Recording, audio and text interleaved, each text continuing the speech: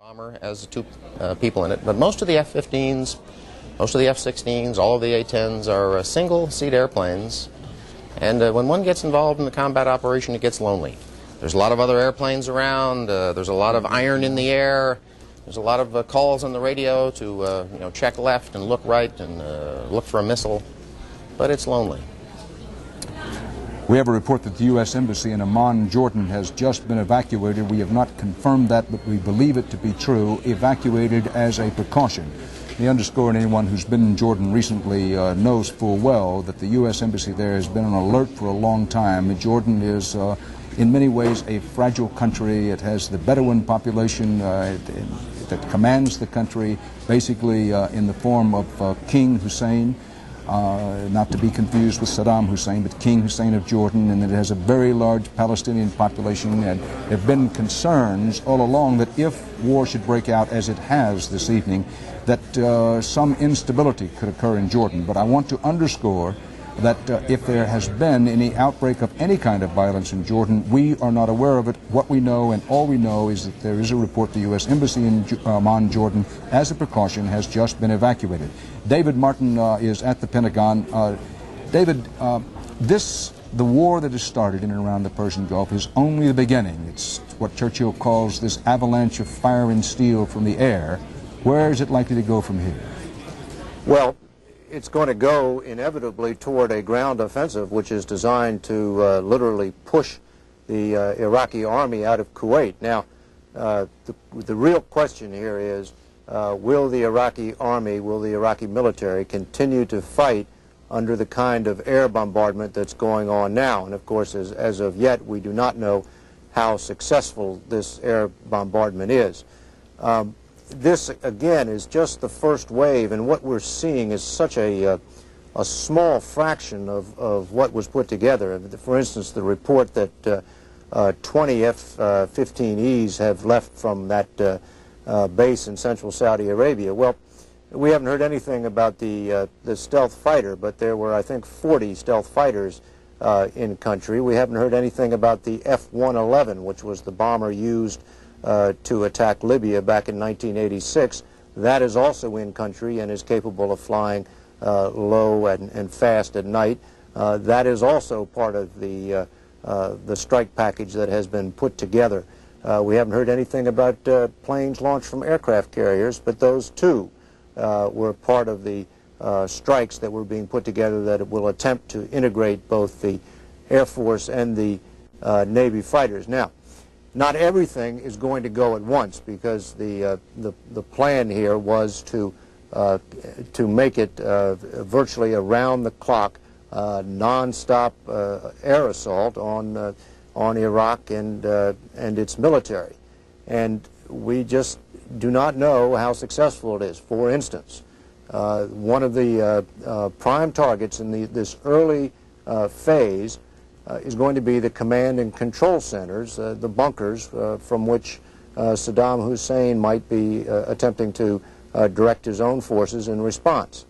Now, if one of those bombs hits the right bunker and gets Saddam Hussein, perhaps we could have an early end to this war. But obviously the military can't plan on that. They've got to plan on this ground offensive. And I think the next question, after you answer how successful the air raids that are going on now, how successful they are, the next question is, how long are they going to continue before the commander in the field, in this case General Norman Schwarzkopf in Riyadh, decides that the Iraqi military in Kuwait has been pulverized to the point that you can attempt a ground offensive. We don't know when that's going to be, but there is a lot more in the pipeline targeted at those troops in Kuwait. For instance, B-52s. I think B-52s, which carry up to 50 bombs, will not be used until all the air defenses are out of there, but they too are in this plan. David, stay with us here if you will. Oil prices shot up $3 per barrel, and cash trading behind closed doors tonight here in New York. That's as war with Iraq began. Keep in mind that the market itself had closed. We're talking about cash transactions behind closed doors, oil shooting up $3 a barrel. We're also going to go fairly soon to Norfolk, Virginia, and get the mood there and at some other military-centered communities around the country. We are monitoring moment by moment the air war which has begun in Iraq, in Kuwait, with the United States forces tonight on the attack. We're awaiting President Bush's address to the nation at 9 o'clock. Our last report was that there were flashes of light in the distance around Baghdad. Then the flashes of light seemed to subside. No one knew whether those flashes of light were actually connected to air raids or anti-aircraft fire from the Iraqis. All we know, what we knew, and was that there were flashes of light in the distance. Our last report was they had subsided somewhat.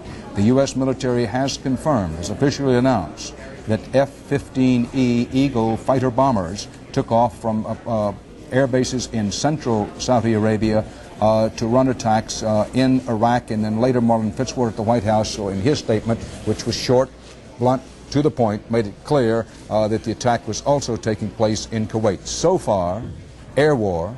If there's any combat on the ground, we're not aware of it, and we believe we would be.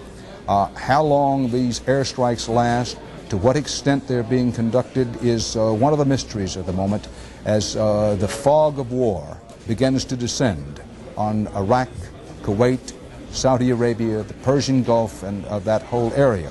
It may be worth emphasizing that in the run-up to the war, in the build-up to the war, the chairman of the U.S. military Joint Chiefs, Army General Colin Powell, time after time made it clear to the Iraqis that once the war started, that if he had anything to say about it, and he figured he'd have a lot, it would not be a case of start-stop.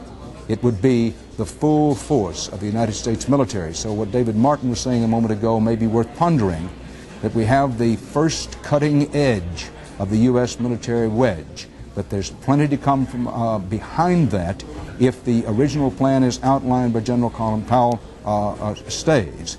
Now, the hope has been and is certainly the prayerful hope of this hour that the combat may be short, but once war begins, no one can be certain of that. We do not yet know what the Iraqi response has been. There have been those air raid signals in Dhahran and Riyadh, but we're not sure. We certainly have no empirical evidence that attack is underway. But let's go to Bob Simon in Dhahran. Bob, I gather you're out of the air raid shelters at the moment. Was there an attack? There was no attack, Dan. It was called a national alert, a national warning. Everyone in the hotel was ordered down into the shelters. Everyone was ordered to put their gas masks on. The American Joint Information Bureau here, the military people who should be keeping us informed on what's going on, were also down in the shelter, walking around in full combat gear with their gas masks. There was a British retired officer who's in charge of of chemical warfare here, who was hustling everybody into their masks and warning that there could be an attack. There was no attack. We've been out here for a while trying to get to New York. It's been fairly lonely. There's been very little traffic on the roads. A while ago, the steady stream of F-15s that had been taking off from here stopped. We understand that just moments ago, the all clear sounded, and life will shortly, presumably, be returning back to normal as a place can be that is packed with journalists and military people. Bob, has the wave after wave, of aircraft taking off from Dhahran subsided any? Yes, there's been nothing taking off for the last 20 minutes that we've been out here.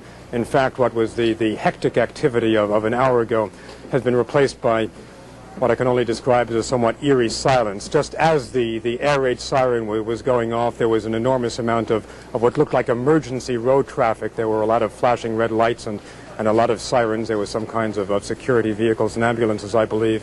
Then that stopped. Now everything has stopped, and people are coming out of the shelters now. This alert, whatever it was, is over. We were afraid, frankly, from the beginning that the Saudis, who are in charge of security here, would be rather fast to push the panic button, and I'm afraid that's what happened this time, or it might just have been an exercise, in which case it might have been warranted, to make sure that they had their system running. The personnel in the hotel were walking around the corridors in miners' hats and then flashlights and checking on everyone's room to make sure that nobody was in their room, nobody was in the restaurant, and everybody was ordered down to the shelters. Thank you very much, Bob Simon in Dhahran, where the air raid